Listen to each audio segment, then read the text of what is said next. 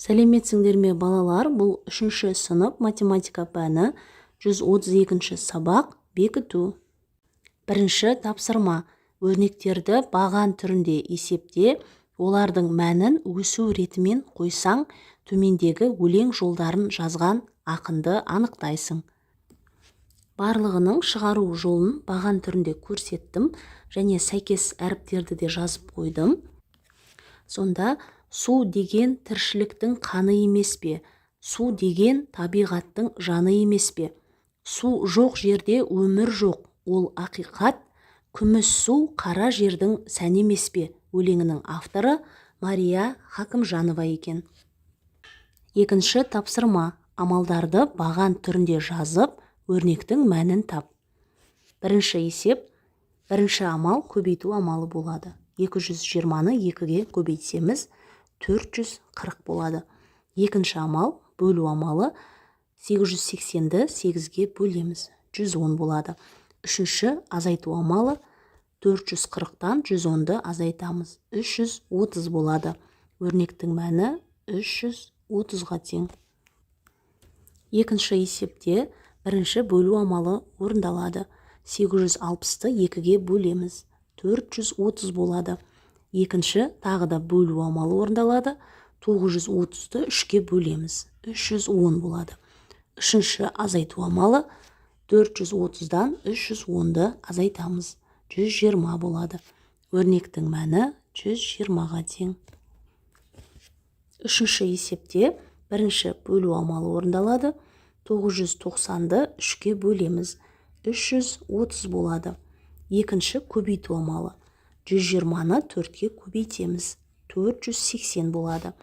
Үшінші осы екеуін қосамыз. 330-ға 480-ді қосамыз. 810 болады. Өрнектің мәні 810-ға тең. Үшінші есепте бірінші бөлу амалы орындалады. 640-ты 2-ге бөлеміз. 320 болады. Екінші көбейту амалы. 220-ны 2-ге көбейтеміз. 440 болады. Үшінші қосу амалы. 320-ға 440-ты қосамыз. 760 болады. Өрнектің мәні 760-ға тең. Үшінші тапсырма. Есепті шығар. Алғашқы шыққан кір жуғыш мәшине бір рет кір жуу үшін 120 литр су жұмсады. Қазіргі мәшине 10 рет кір жууға қанша литр су жұмсаса, алғашқы мәшине 4 рет кір жуу үшін сонша литр су жұмсады. Қазіргі кір жуғыш мәшине бір рет кір жуғанда неше литр су жұмсайды? Есептің шартын жазып алдық. Ең алдымен алғашқы мәшине 4 рет жуғанда неше литр су жұмсайтынын анықтаймыз. Ол үшін 120 литрді 4 ретке көбейтеміз. 120 көбейту 4. Тең 480 болады. Демек, қазіргі мәшине 10 рет кір жуғанда 480 литр су жұмсайды. Ал бір ретте қанша су жұмсайтынын анықтау үшін 480-ді бөлеміз 10-ға. Нөлдерін қысқартамыз. 48-ді 1-ге бөлгенде 48 литр болады.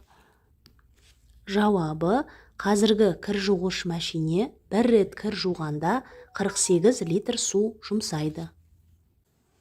Төртінші тапсырма. Қысқаша жазылуы бойынша есептер құрастырып, оларды шығар. А есебі: Динамо хауызында 120 бала бар. Дельфин хауызында белгісіз. Бірақ Динамо хауызына қарағанда 3 есе артық. Екі хауызда барлығы неше бала бар? Шешуі: барлық баланы анықтау үшін Динамо хауызындағы 120 балаға қосамыз. Дельфин хауызындағы балалар одан 3 есе артық. Демек, 120-ны 3-ге арттырамыз. 120-ны 3-ге көбейткенде 360 болады. 360-ға 120-ны қосқанда 480 болады. Жауабы барлығы 480 бала. Есебі балалардың саны 360. Бұл ересектерге қарағанда 3 есе кем. Ересектердің саны белгісіз. Балалардың саны ересектерге қарағанда нешеге кем? Ең алдымен ересектерді анықтаймыз. Балалардың саны ересектерден 3 есе кем болса, ересектер балалардан 3 есе артық болады. Демек, 360-ты 3-ке арттырамыз. Және балалардың нешеге кем екенін анықтау үшін 360-ты азайтамыз. 360-ты 3-ке көбейткенде 1080 болады. Одан 360-ты азайтамыз. 720 болады. Жауабы балалардың саны ересектерге қарағанда 720-ға кем. 5-ші тапсырма. Есебі Әлия мен Сырым әр отбасы бір тәулікте қанша литр су жұмсайтынын анықтау үшін зерттеу жүргізді. Сырымның отбасында 4 жан, ал Әлияның отбасында 3 жан бар. Зерттеу нәтижесі кестеде берілген. Кестедегі мәліметтер бойынша топтағы оқушыларға арнап сұрақтар құрастыр. Сұрақ құрастырамыз. Бірінші сұрақ: 4 адамнан тұратын отбасы тәулігіне жуынуға қанша литр су жұмсайды? Сырымның отбасы 4 жаннан тұрады. Олар тәулігіне жуынуға 20 литр су жұмсайды. Екінші сұрақ: 3 адамнан тұратын отбасы тәулігіне ішуге қанша литр су қажет? Әлияның отбасы 3 адамнан тұрады.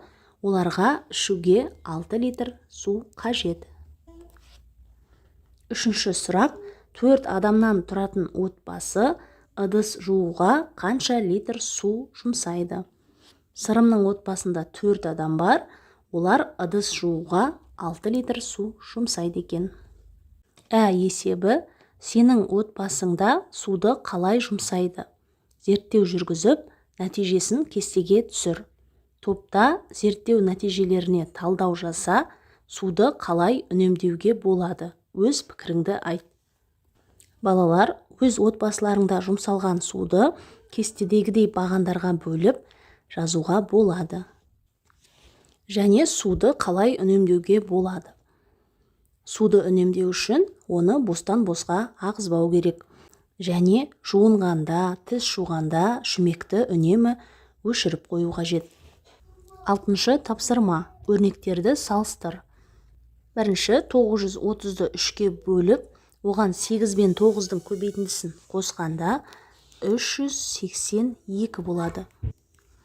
Ал 930-ды 3-ке бөліп, оған 56-ны қосқанда 366 болады. Сонда 366-дан 382 артық. Келесі: 310-ды 3-ке көбейтіп, оған 26-ны қосқанда 956 болады. Ал 310-ды 3-ке көбейтіп, оған 80 мен 4-тің бөлінісін қосқанда 950 болады. Сонда 956 артық болады. Келесі: 130-ды 2-ге көбейтіп, одан 28 бен 7-нің бөлінісін азайтқанда 256 болады. Ал 130-ды 2-ге көбейтіп, одан 2-ні азайтқанда 258 болады. Демек, 258 артық болады. Келесі: 680-ді 2-ге бөліп, оған 5-ті қосқанда 345 болады. Ал 680-ді 2-ге бөліп, оған 30 бен 6-ның бөлінісін қосқанда, ол да 345 болады. Демек, екі жағы тең болады. 7-ші тапсырма. Теңдеулерді шеш. 4 көбейту x тең 787 азайту 347. 4 көбейту x-ті жазамыз, тең 787-ден 347-ні азайтып аламыз. 440 болады. Енді x-ті табамыз. X тең 440-ты бөлеміз 4-ке. X тең 110 болады. X-ті орнына қойып, теңдеуді тексереміз.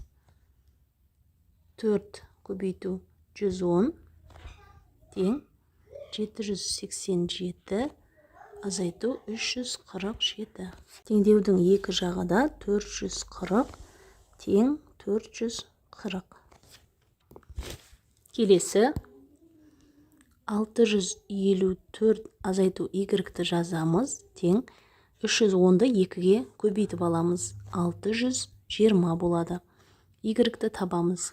Y тең 654-тен азайтамыз 620-ны. Y тең 34 болады. X-ті орнына қойып, теңдеуді тексереміз. 654 азайту 34 тең 310 көбейту 2. Теңдеудің екі жағы да 620 тең 620 болады. Келесі 240 қосу x-ті жазамыз. Тең 340-ты 2-ге көбейтіп аламыз. 680 болады. X-ті табамыз. X тең 680-нен азайтамыз 240-ты. X тең 440-қа. X-ті орнына қойып, теңдеуді тексереміз. 240 қосу 440 тең 340 көбейту 2. Теңдеудің екі жағы да 680 тең 680. 8-ші тапсырма. Бос орындарды толтыр. Бірінші 3-ті 0-ге көбейтеміз. 0 болады.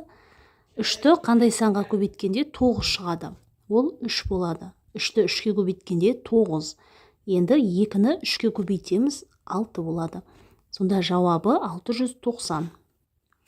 Келесі 2-ні 0-ге көбейткенде 0 болған, 2-ні 1-ге көбейткенде 2 болады.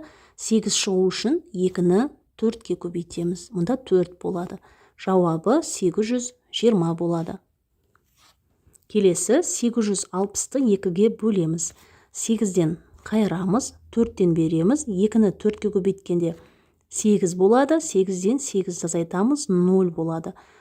Мына 6-ны түсіреміз. Енді 3-тен береміз. 2-ні 3-ке көбейткенде 6 болады. 6-дан 6-ны азайтамыз, 0. Мына 0-дің өзі түседі. Сонда жерге 0 деп жазамыз. Жауабы 430 болады. Келесі 690-ды 3-ке бөлеміз. 6-дан қайырамыз, 2-ден береміз. 3-ті 2-ге көбейткенде 6 болады. 6-дан 6-ны азайтамыз, 0 болады. Мына 9-ты түсірген. Енді 3-тен береміз. 3-ті 3-ке көбейткенде 9. 9-дан 9-ды азайтқанда 0 болады. Мына 0-ды түсіреміз. Мұнда 0 болады. Сонда жауабы 230 болады. Балалар, осымен бүгінгі сабақ аяқталды.